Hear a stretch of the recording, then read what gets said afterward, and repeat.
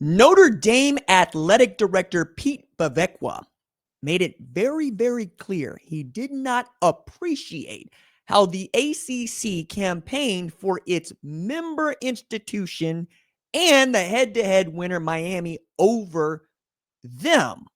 Does he have a point? Is this a real thing? Seems to be that they're ready to make a louder statement about the ACC and the scheduling agreement as it stands. What's up, kinfolk? It's RJ Young. I am not on a step mill. If this is your first time watching Adapt and Respond, thank you for joining us here. We talk college football year round. If you're into that, hit that subscribe button, like this video, answer the question in the comments below. Whose side are you on, the ACC's or Notre Dame's? And as far as how Pete Bevecqua has come out and said to mostly anybody that would listen that they feel wrongly done by not just the College Football Playoff Select Committee, but the ACC.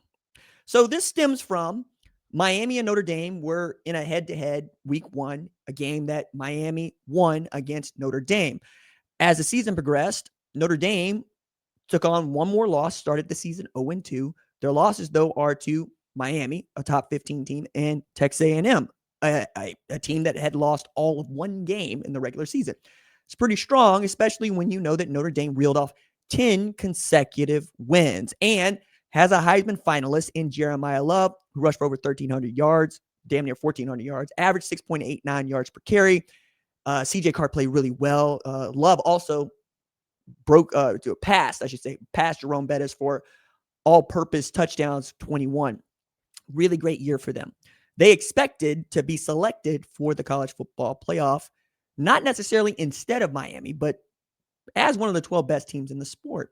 When they were not, they were shocked. And not only were they shocked, they decided to take their ball and go home by opting out of playing in any bowl game they might be selected to play in. Notre Dame gets to do this, right? They get to say, we don't want to play in the game. There's really no penalty that we know about for them not to, because while the Big 12 or the Big 10 or the SEC or the ACC have obligations to fill as to which one of their teams is going to play in the bowl game, it's also kind of been understood that teams want to play in a bowl game. So much so that we have teams that get to qualify for open spots based on their APR. If you're 5-7, for instance, and another team either gets selected for something else or they can't play, right? We've also seen that the Big 12 fined both Kansas State and Iowa State $500,000 for telling everybody we're just not going to play in the bowl game this year. Coaching changes and player attrition has something to do with this, and these are bigger impediments to the bowl system, which I think honestly needs to die. We have 60, 70 bowl teams every year. We have like 40 bowl games every year. Do we need them all? No.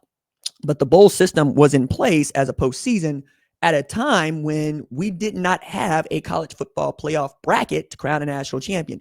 We quite literally voted who should be the national champion, which is asinine and stupid. We should have always had a tournament to decide who the best team in the sport is, because we play this game and we keep score. It's not based on judging. It's based on, did you beat the team in front of you, which is what Miami did with Notre Dame. But to Bevecqua's point, he thought that as a scheduling partner with the ACC should not really take a side in any of this. When the ACC is going, no, we got to make sure we get at least one team in this thing. And we don't get any of the money that Notre Dame gets by getting Notre Dame into the college football playoff.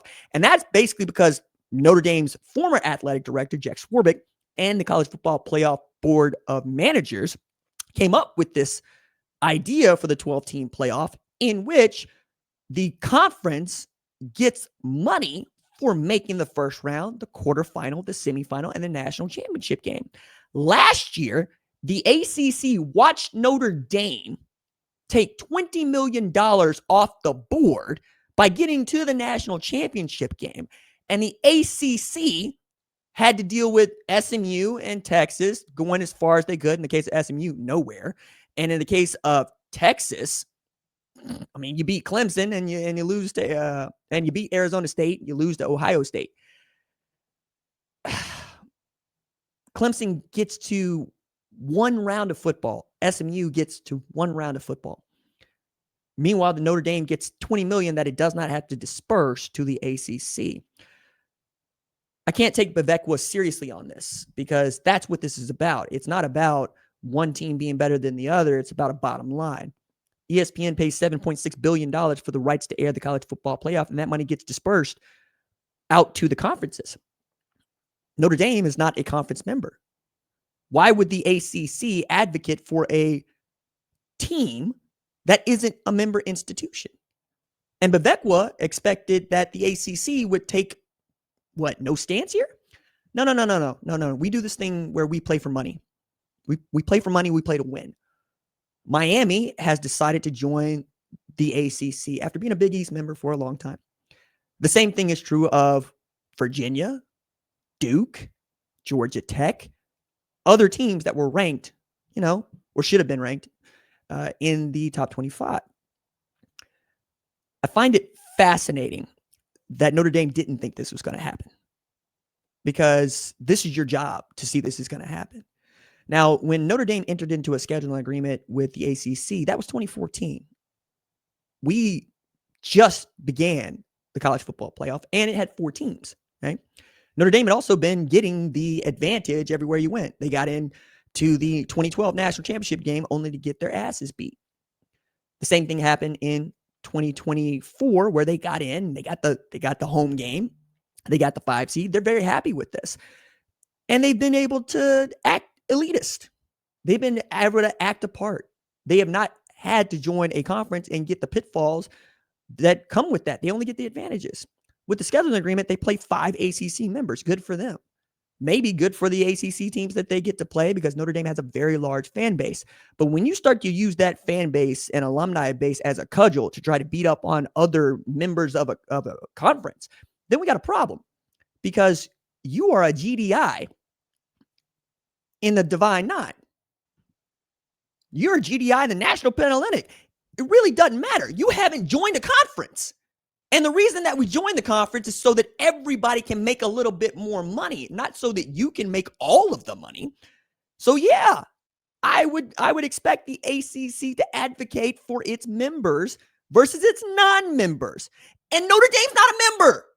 So if you got a problem with that, yes, take your ball and go home. But airing your grievances like this, when those of us that know how the sport works and knows that the sport runs on money, especially in the age of revenue sharing in the conferences with players and athletes across the board, along with name, image, and likeness agreements, yeah, you gotta make every dollar you can. Hell, Utah is entering in with an equity agreement now because they need to raise more money.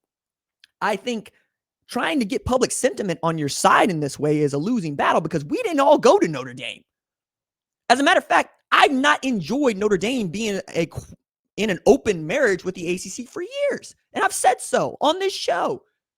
Marry the conference, or just do an independent schedule where you don't feel the ACC owes you anything.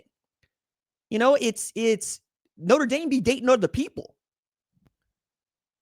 We would all, in some cases, like to date other people, but this is also a sport where we're conservative and we got Christian values.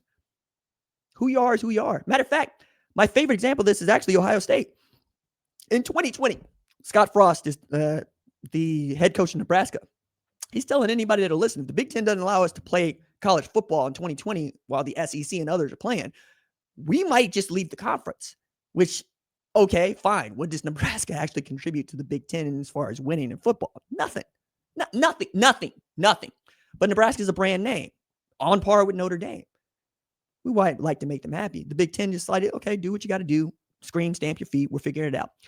When it came to Gene Smith to ask about would Ohio State be willing to do this, he's like, hey, no, we're Big Ten members. We've always been Big Ten members. We're founding members of the Big Ten. We will always be in the Big Ten. They found a way to play football, because cooler heads, especially in front of a microphone, need to prevail.